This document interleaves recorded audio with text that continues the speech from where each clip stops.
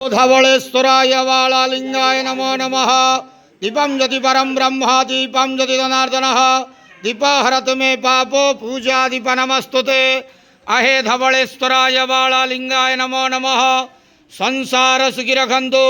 आज शुभ रविवार रे समस्त श्रद्धालु भक्त मान को श्रीपद करंतु, मनस्कामना पूर्ण करंतु, कर्म क्षेत्रोन्नति करंतु, ग्रहरिष्ट खंडन करंतु, जगतर मंगल करंतु, विश्वर कल्याण करंतु, आपणकर नाम विख्यात करंतु, सेवकर डाक श्रवण करंतु, समस्त गुआवसा भक्त मानकर मनस्कामना पूर्ण करंतु।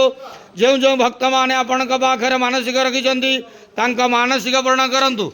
धवलेश्वराय वालालिंगाय नमो नमः। संसार सुखी रखंतु, आनंद गेवार। हरि बोलो। आज शुभ रविवार रे समस्त श्रद्धालु भक्त मान को श्रीपद करंतु, आनंद गेवार। हरि बोलो।